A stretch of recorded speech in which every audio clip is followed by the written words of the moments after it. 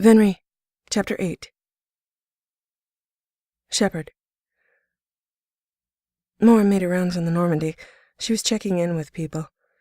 Tensions being what they were, and lives being potentially short, she was not going to allow morale to tank any further than it had already tanked.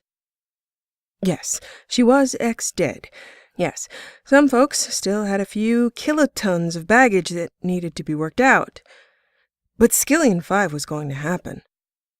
She wondered if she could requisition a visor and a cigar, and discarded the idea. This symbolism would be lost on most, and she had no idea if Tally's filters could handle tobacco. It took very little more than an invitation from her to most. Samara and Thane were out, which she had expected.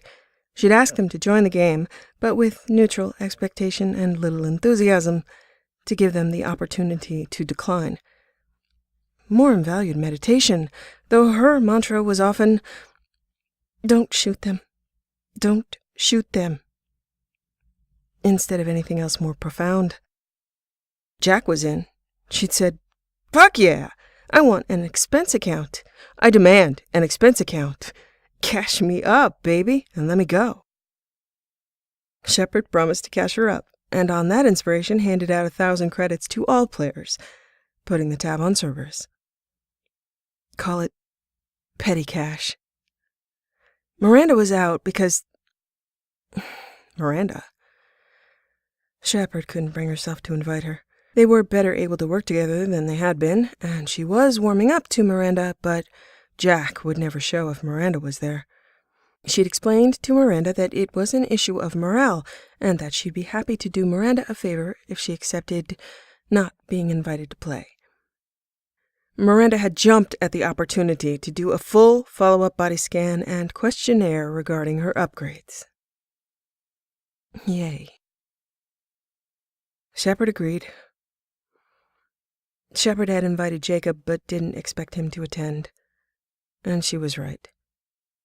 The reunion with his father was too close in his memory, and she accepted his terse refusal with sympathy. She didn't ask if Jacob wanted to talk about it beyond the assurance that he would be fine.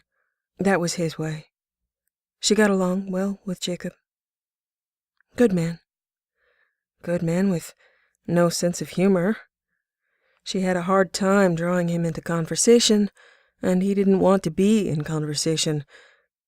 He reminded her of the play, The Importance of Being Earnest. She bet Jacob wouldn't find it all that funny. That was a shame, but it wasn't a problem. Tonight, the house wasn't going to win. Cerberus would pay up for a night of petty revenge and potential debauchery. She tried to convince Kasumi, but she had the feeling Kasumi was just going to be cloaked and checking out the game mechanics, not playing. Grunt couldn't hold human cards without a frustrating effort, but he'd agreed to attend if there was food as an observer. She agreed a not frustrated Grunt was a good idea. She could always count on Kenneth and Gabby for Skillion 5, and Kelly had needed no enticement, happy to be up to her elbows in socialization and anthropology. Joker was in. Tally was in. Morden was in. To her surprise, Zaid was in, with an economy of words but a plethora of creative swears and threats of gambling massacres based on his past conquests. She gave Garrus the rundown on attendees and expectation, and he amiably agreed to the game and even knew the rules and had played before. He said something about humans being good at passing along their bad habits and promised to be there. The rest was just setting up a time when everyone was off duty. Edie was solemnly asked to promise to alert them if they were going to die horribly or pass through a sun. Edie redefined parameters to more reasonable concerns and assured them she could keep them traveling along a straight line plotted in advance by Jeff, who wouldn't leave without insulting Edie one more time by implying she couldn't hold the ship up without him. Edie promised to inform them if Gabby, Kenneth, or Tally were needed, but assured them with an edge of disdain that she could do all 4 jobs simultaneously without the apparent need to waste time or encourage a chemical decline in mental function. "You tell us, Edie," Morm told her while setting up the table. "I did tell you, Commander," Joker responded. "She's too easy." Moram told him. She's got to learn to more subtly fuck with people. Oh, maybe she has, and she's just too subtle for us to catch on yet. Shit. You're right. If we end this game in the middle of a sun, I'm blaming you. A few tables were pulled together in the port observation deck. Color-coded bowls and carafes of drinks from mild to fuck you up and down were on the table and the bar. Shepard was determined to lose to someone tonight, but hadn't decided who yet. Probably not Saeed. She wouldn't stop hearing about it for, well, ever. Same with Jack. Maybe she'd taken enough money off Kenneth already. Time to let him win? Maybe Gabby. Winning at Skillion 5 wasn't hard, but it was her kind of challenge to play the table and get someone else to win, regardless of their skill level. Helped to be loud and apparently drunk. People's guards went down. It was a win-win for her, which she liked better than win-lose. Hands were dealt, trash-talking began, storytelling was loosening people up. Garrus was telling a part of what she recognized as the trip with Thane to the Citadel when they were trying to reach Kolyat. It was a recent mission, and most didn't know a damn thing about it. He let none of the specifics slip about Thane or Kolyat, mostly just playing up Shepard's involvement. So there's this guy, Vermin or something, and he's decided not to talk. Now, Shepard needs him to talk, so she grabs the guy by the throat and cracks his head on the neon. Shepard blandly watched her cards, watched the table, a small smile on her face. He wasn't even going to give away the name Mouse. So she talks to the guy quietly. Quietly enough for most to not be able to hear, but I have Turian ears. Cheater? Every time. Anyway, she says, "Have you ever seen an adept reeve?" And the kid's eyes bulge out farther than they had before.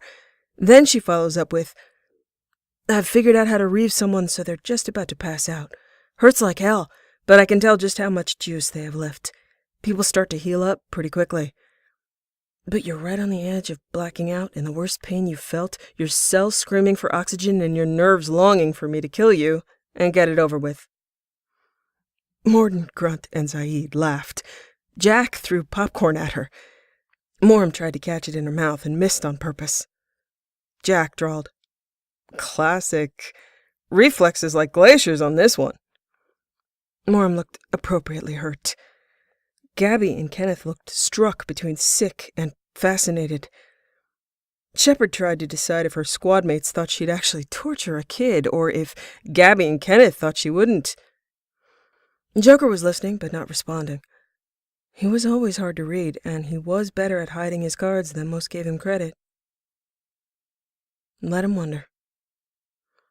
Then Garrus said, "I have rarely seen someone give out information faster." "You should have seen the interrogation in the precinct. Sales of testicles to a random Krogan was discussed." Grunt cheered. "I will bid the highest, but simply as a trophy, as I have no need for 8. Garrus shook his head. You might be surprised how often the subject of Krogan testicles comes up with Shepard around. Garrus figured out her game faster than she'd have hoped, and she tried to throw him off, but he remained unthrown. Then he joined her in helping Kenneth win, and she was impressed again with his intuition. Then they both had to fend off Zaid and Jack, who were edging towards suspicion of Kenneth cheating, but who were also getting more drunk and having fun sniping at each other. Kasumi noticed, but she was studying, sober, and could see everybody's hands. She only whispered once in Shepard's ear, "Interesting strategy," and then was gone. Kenneth crowed his good luck and bantered with Gabby and Joker. Morden seemed more interested in the manufacturing process of cards and the history of the game than in winning. Tally was flirting with Garrus. Moram smiled. She didn't think Tally knew she was doing it. Tally was adorable, and Garrus was charming. Shepard thought of Tally as a sister who lost out.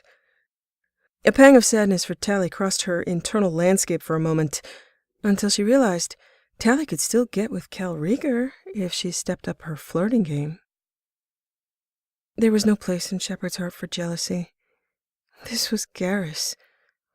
He was unfailingly polite and self-deprecating, diffusing invitations with variations of, "Yes, I know I'm devastatingly attractive," and "Aw, shucks."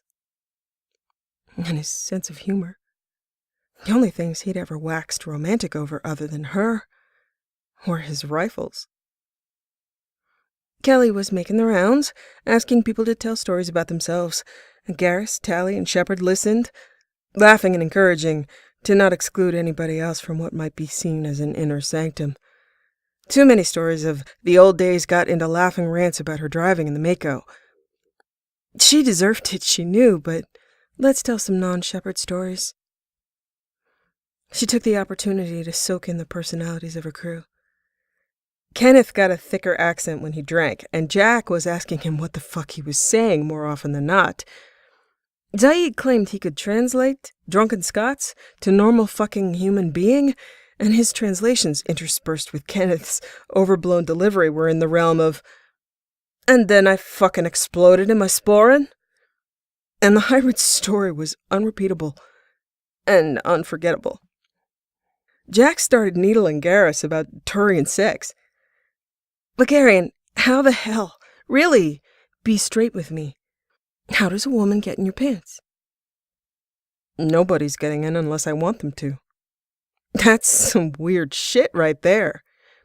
It's locked up tight. Even for me, I have to get drunk and talk dirty to even get my attention.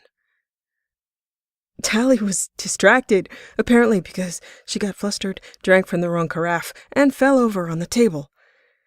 Garrus rushed over and tried to check her pulse while Shepard watched her chest to make sure she was still breathing. He swore over the restrictions of her suit and lifted her into his arms to carry her to the medbay. Shepard told the group, "This is not her first time. She'll be fine. She's still breathing." She hurried out after Garrus. Jack threw her cards down on the floor since the table had been knocked over entirely. "Mommy and Daddy have left the building. Who's up for strip, Skillian?" All Shepard heard was that Zaid was in, and that he was encouraging Kelly to do the same when the door closed behind her. She actually had no idea if Tally was going to be fine or not, and she had never done this before, but why freak everyone out? After some checking of filters and vitals by apparent sorcery, Dr. Shakwas reassured them that she was going to be fine, and asked them both to stop hovering. Shepard complained, "I don't hover. I'm not tall enough to hover." She pointed accusingly at Garrus. "Look at him. He's looming. He looms. He should go. I should stay." "Oh, low blow. But I suppose you can't reach that high." Dr. Shakwas steered them both out. Moram ran back and planted a kiss on Tally's visor, leaving a distinct print of her shade of lipstick against the polymer holding back purple fog. "There. Now, when she wakes up, she'll know I love her best." And then she scooted out fast.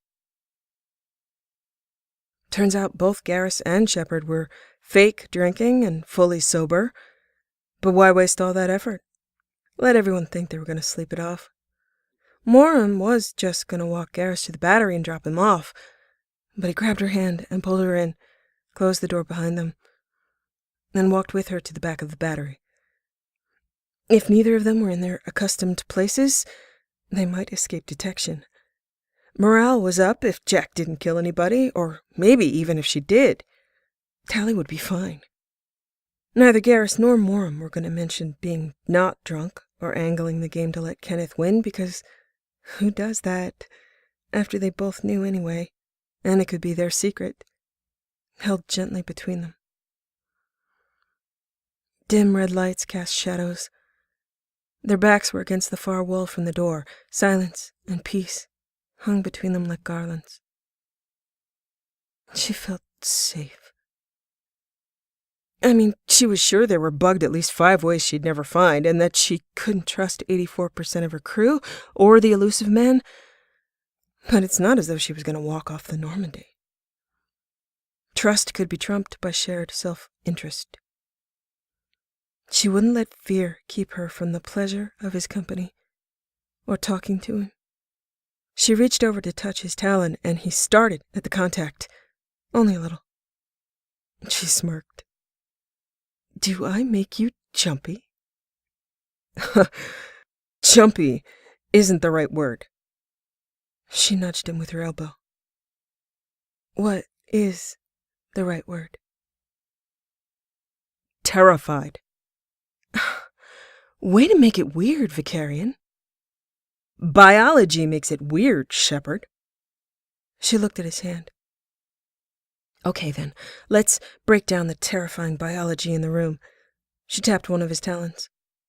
This is scary. This looks like I need stocks of Metagel.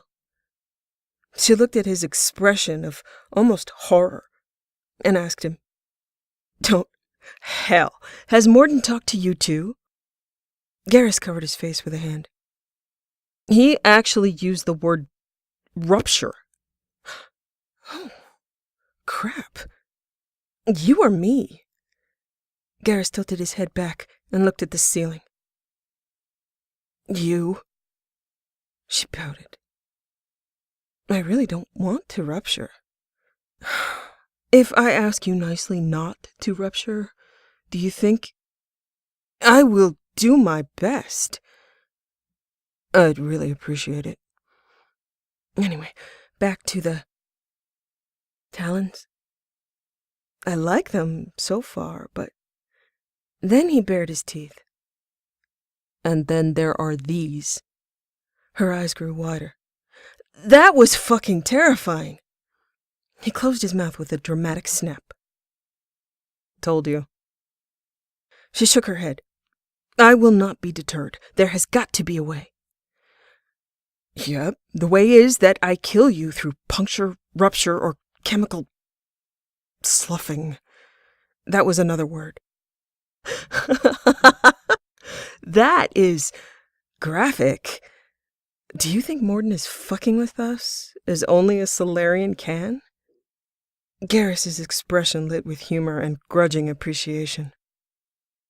I hope so for the comedy, but I don't want to have to kill him. We can't let him win. We need more empirical evidence. She held his hand. Evidence. Claw. There is actually some good news there. He moved his hand like a magician, pressed at one claw with the other hand, and it receded into his finger. Get the fuck out of here. That is so cool. I want to try. He pulled his hand back like a magician guarding his secrets. No. She grabbed his hand and traced the spot where his claw was. It had receded into a fold in the skin, and side plates of his hand had closed over it, protecting the groove. She ran her fingertip lightly over the now padded tip of his finger. That is ever-loving cool. That's some amazing evolution there, Turian. I want one. I want 5. He reached out his sheathed finger and pulled a lock of her red hair forward. Hair is so strange. He twisted a red curl around his finger and then pulled it off again, repeating the gesture. How does hair work? I'm curious. He pulled it out to its full length and then it sprang back into a curl. Crap. Does that hurt? No. Well, it can. It doesn't have any nerves except at the base. You can do this. She snapped one piece of her hair apart at its middle and let it flutter into his palm. Then she pulled one out of her head, a wince appropriate to the tiny sting. That bulb on the end there was attached to a nerve, so it hurts, but only like a brief pinprick. Will it grow back? Yes. Freaky. This is good. We can do this. Start with hair and retractable things. She raised her brow. No way. Really? He nodded. Evolution likes efficiency of design. Handy. They both knew she'd been covered in his blood very recently, and splattered with it enough times in the past for any severe allergy on her part to likely be ruled out. There's anaphylactic shock, potentially. We can test for that. Medbay's right there. We know Dr. Shakwas is in. I thought we decided to wait. She nudged him again. You decided to wait. Something about not disrupting the crew? This crew is disrupted. I can't keep them from being disrupted. And now I'm thinking that's a bad plan, because what if I... He held up a hand. Don't say it. Rupture! He dropped his hand. You said it! She leaned her head on his shoulder. I need to borrow some mucus. You're so romantic. She held out her hand. Spit in my palm. If it starts to sizzle, I run. He shook his head. No deal. Come on, Vicarian. I am badass. I'm a biotic. I regenerate like crazy, and Cerberus puts so much crap into me that my spine lights up like a Christmas tree on a med scanner. There's got to be an upside to 2 years of death and being reconstructed. I am not leaving until my curiosity is assuaged. Garrus. He stood up suddenly and offered her a hand. All right, Shepard. Let's give it a try. Look, about the spitting on me part. He pulled her up lightly to her feet, and then looked down at her. He held up one finger, and then stepped to the side, brought back a box. For my next strain, he explained briefly, and gestured for her to stand on it. You're kidding. You open with another short joke? But she stepped up on it. This is silly. I don't want to hurt you, but you know I have no problems throwing back the abuse you fling around. She cracked a smile. Now who's romantic? His mandibles twitched. Shepard. Morin. Shut the fuck up. She subsided, laughter in her eyes, but silent. He knew her tongue on his skin was wonderful, so he'd test his on her skin. It would be the first step in seeing if burning for him was literal or metaphoric.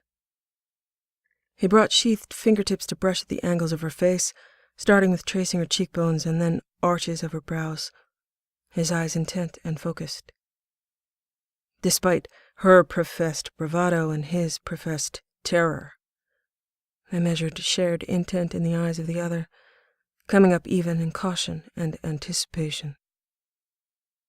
He knew she would bear an unacceptable amount of pain for him, and he was as determined as she was to take it, to not let her come to any harm. He decided they would figure it out because they had to, just as they had jumped through the conduit together, just as they were planning to go through the relay. Because they had to. Because things were the way they were. He had considered had to. He had considered that for her many times. The new truth was that she had expressed wanting him. The space he'd held open and empty shimmered with possibilities. The blank page he left clean because if she would not write on it, nobody else would. Stirred with purpose. Want didn't exist without her. Actions weren't worth taking without her. There was a very Turian way of doing things that thrummed through his blood as he said, "Tell me yes, or tell me no, Morin." Then he said in a concession to their shared experience, "I move on your signal." He gripped her neck with both hands, lifting her face to his, possessiveness and intent in his eyes. He felt the civilization fade from his face and watched it fade from hers in response. She wasn't afraid of him. She said, "Yes." She said yes. The words set him on fire. His eyes traveled, recording the moment, her face, her voice. He sought her scent, the unaccustomed warmth of her body. He buried one hand in her hair, testing the feel of it, the tangle of it, and her head moved with the tightening of his hand. A growl with subharmonic purr grew in his chest, and it set off delicate trembles in her. He knew a few things. That response was good. The second thing was that they both had too many clothes on. The third was that unless she stopped him, he wanted more than his tongue on her skin. He knew not to slam her against the wall because her spine was delicate, but her clothes were fair game. The growl in his chest roughened, and he slid an unsheathed talon along her jawline, then traced his tongue along after it, breathing her in, tasting her, feeling her pulse beat, leap. He drew that claw down along the fabric of her jacket and sliced it off her body, careful not to slice her skin. He would be controlled. She yanked the fabric off her shoulders and tossed it aside. She had no claws of her own, so he lent her his, hooking a claw through his shirt, and then guiding her hand on top to apply force to slice that fabric as well. She was more careful with his shirt and didn't yank, didn't snag it on the bone ridges and plates of his arms. She was gentle and solemn, running her light, warm fingertips over revealed plates and hide, nails along the edge he had shown her, pheromones blooming and her breath catching. He had a sternum blade that was formidable and ran the length of his chest. He ran a fingertip along the base of it and her thumb along the edge. It wasn't sharp enough to cut, but it was the reason why he couldn't simply pull her to him as he was. It was ornamental, and he showed her with his hands over hers how to move the blade, the plate shifting and then sliding behind and to both sides, flattening. Watching her, he saw she was fascinated but not surprised, her fingers gliding along the edges of his plates, heat from her fingertips penetrating into the exposed hide where the plates shifted under her touch. He almost smiled as he realized, of course, she knew how his body worked. But she wanted him to show it to her anyway. Make it new. Make it real. Make it theirs. Another familiar jolt of admiration for her joined the possessive thrill in his blood, and he dipped his head to her collarbone, feeling the texture of her skin and breathing in the stronger scent of her. Exposed skin giving off heat waves against his tongue. He turned his head until his hooked mandible on the side of his face was flat against the skin under her collarbone. He listened to the sound of her breathe and the pumping of her heart.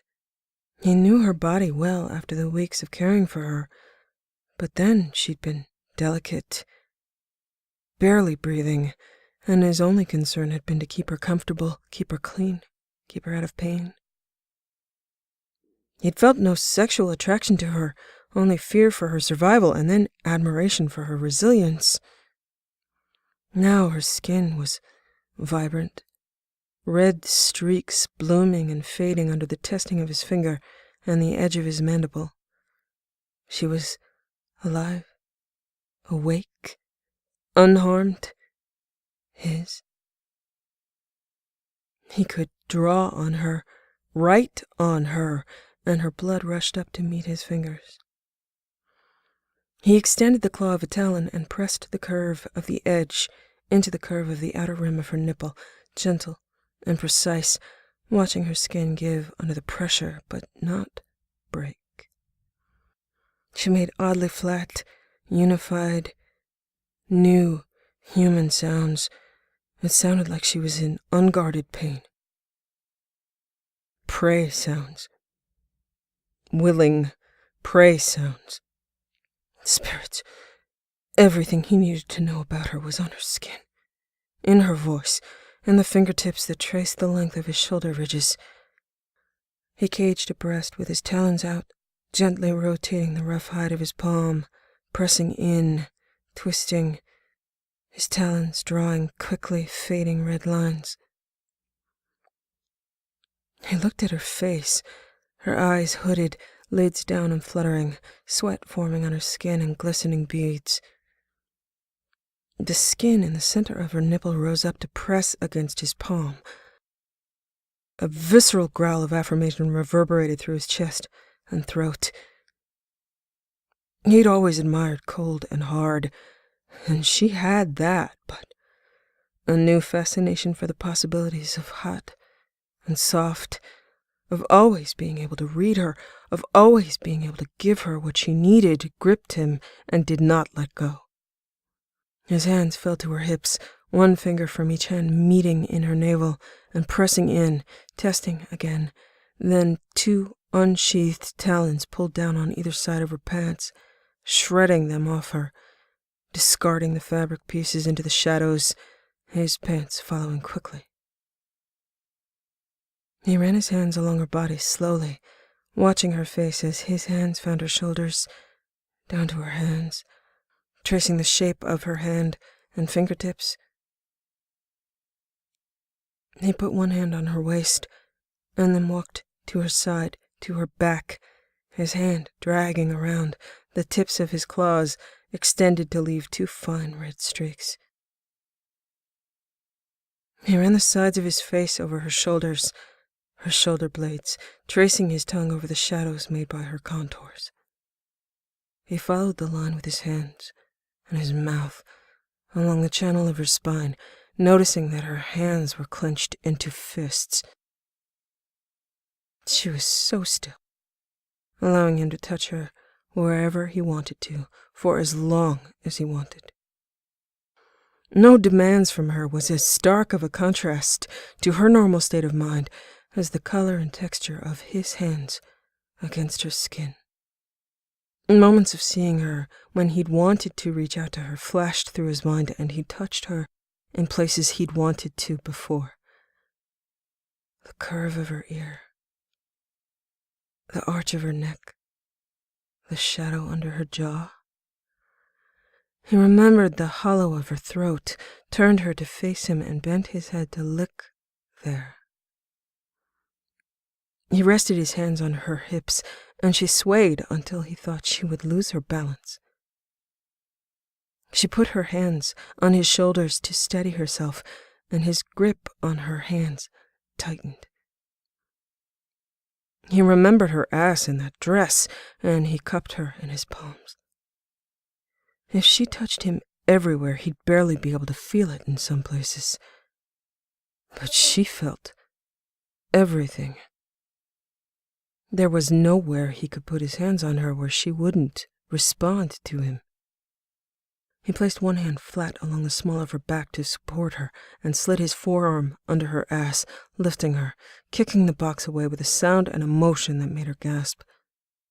He slid the side of his face along the paler skin on the inside of her thigh. He leaned her back further until most of her weight was supported on his palm, and she wasn't struggling for balance. Nudging her thighs open wider, he slid his teeth, making red streaks on her inner thigh and biting just hard enough to mark her in a way that wouldn't fade in minutes, 4 precise punctures from his upper and lower jaw. She made a beautiful sound of welcoming the pain, and his heart started to pound harder. He gently nuzzled her open with his mouth, testing the feel and taste of her, finding her clit under his tongue, learning the sound she made and the trembles, the twist of her. Her back tensed and arched on his palm, spasm and sound reverberating through her. She spread her fingers along his crest, smoothing her fingertips along the suture lines of it, digging in her nails. Turians didn't have orgasms, and that part of humans seemed entirely improbable in the vids he'd watched. Unbonded Turians do not give like this. We're not vulnerable like this. He'd never been bonded before either, and Although he'd known bonding was powerful, this was overwhelming. Simultaneously wanting to guard her with his life and prove that she belonged to him. Cerebral affection and devotion gave way to lust. He savored holding her helpless, everything she was suspended on the strength of his arm and his hand. The literal expression of having her back. His claws unfurled on the sides of her spine, just enough to add fresh blood to the scent in the air. The fear of hurting her dissolved under the need to hear those sounds from her mouth, make those thrushes in her limbs, and his tongue drove at her until she gave them, and he learned her range, playing with her, toying with her, teasing, and then demanding.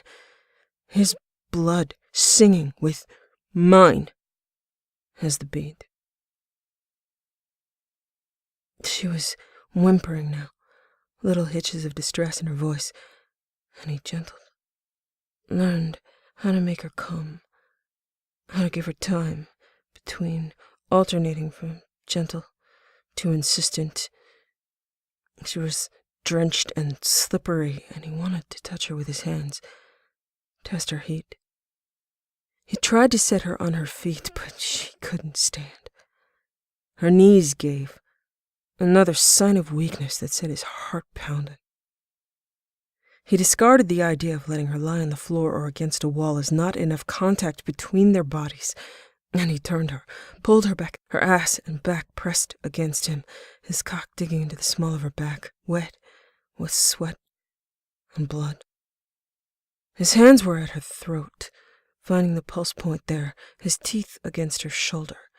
He arched his back to lift her off the floor and repositioned her with her legs open wider, then took her hand in his, dragging it over the pheromone-rich ridge on his shoulder, marking her with her own hand, drawing a line down her sternum and stomach, around her navel, then closing her hand in a fist with two of his fingers, the other finger sliding into her, supporting her as her feet tried to find balance, leaning her back against him, testing the depth of her with a growl at her ear, building to a snarl as her body slid along his cock on the groove of her spine.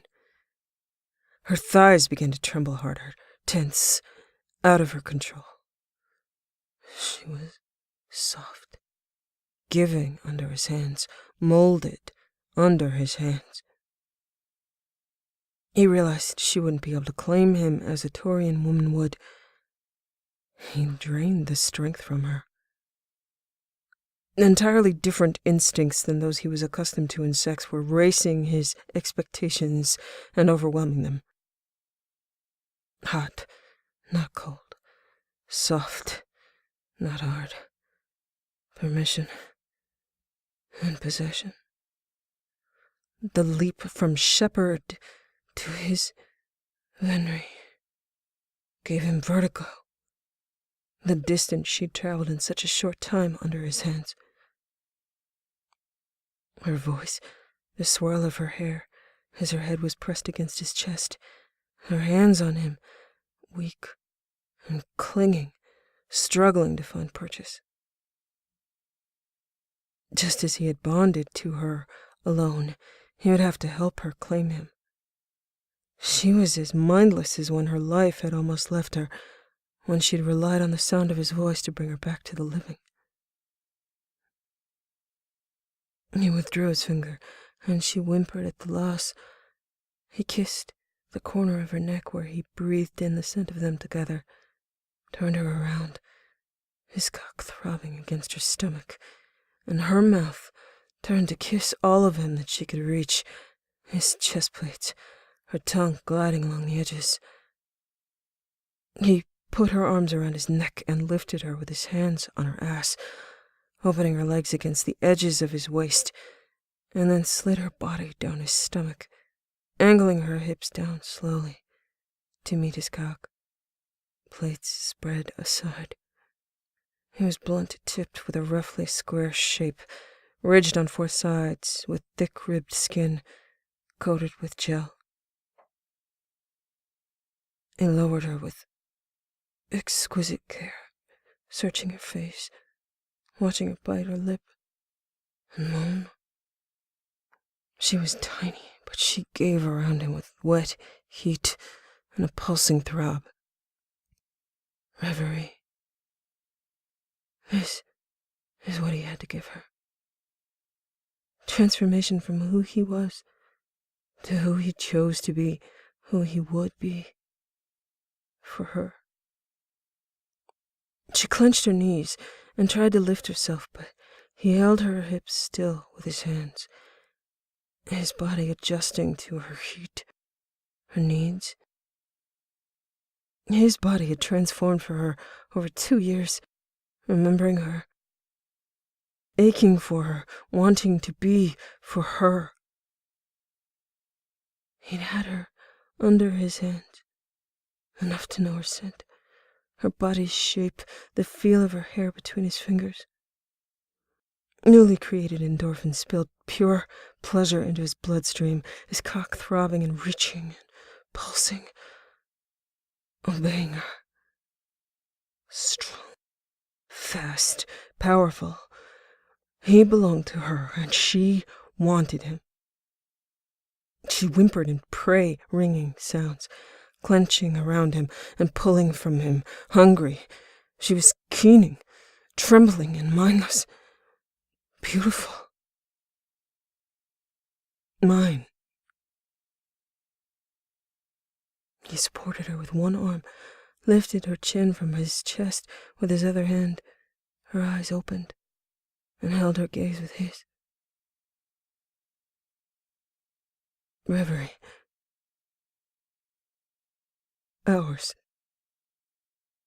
The clenching of her body watched over him, fast, hot, hungry. His own legs began to tremble. She was taking all of him at once, not slow as he was accustomed. In a slick rush, so fast, he felt he'd black out. Her eyes started to glaze. Her muscles were spent, unaccustomed, and he pulled himself from her, cradling her in his arms, brushing his fingers along her skin, and whispering to her to keep her connected, keep her from oversensitive nerves pushing her into pain, her muscles rippling as if she had been struck by lightning.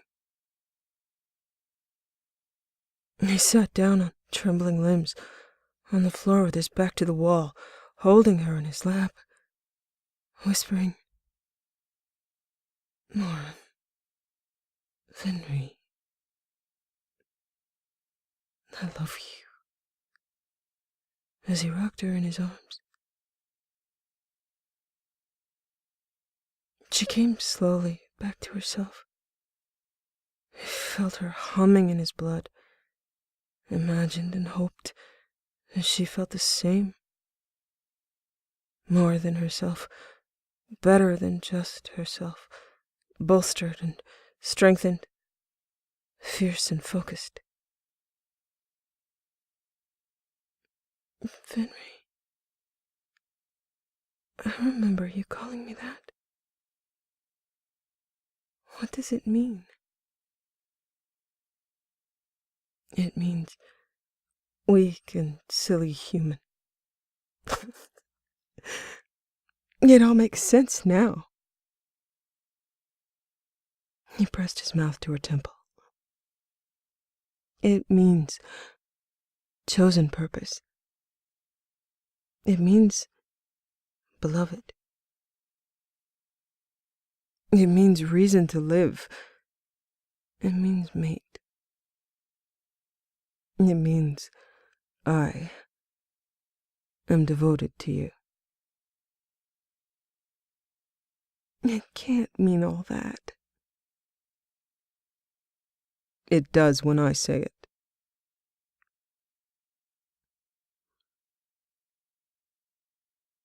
Shepard. Time passed, but they were careless of it. Awash in what he called reverie. They clung to each other in the dark with whispered endearments, explanations, and teasing. Eventually the spell was interrupted by Edie's voice. Commander, there are several messages requiring your attention. Of course there are. I'll attend to them soon. Thank you, Edie. I also noticed from thermal imaging that you were getting cold, so I raised the temperature locally. Thanks, Edie. There are clothes outside the door of the battery. I noticed you had none remaining that were wearable. Miss Chambers offered to bring you some from your cabin. Thanks, Edie, Garrus offered. There was a blessed pause, but then Edie said, Jeff is supervising a settling of debts on the pool regarding when the two of you would sleep together. I did not cease sleeping. Stop fucking with us, Edie! Yes, Commander. I win the pool. Chambers made the bet for me. I bet on right before the mission. I trusted you. Morden's gonna appear to take a hit. He smiled. I've definitely changed my mind. About what? I now have a human fetish. I want one. I want 5. Hey, whatever makes you happy. That was a joke. You pick now to take me seriously? I'm in a giving mood. I'm not. You're not either. There will be no giving to 5, only 1. He rubbed the side of his face. I think you bent my mandible. You're not supposed to hold on to them like that. Nonsense. They make perfect handles.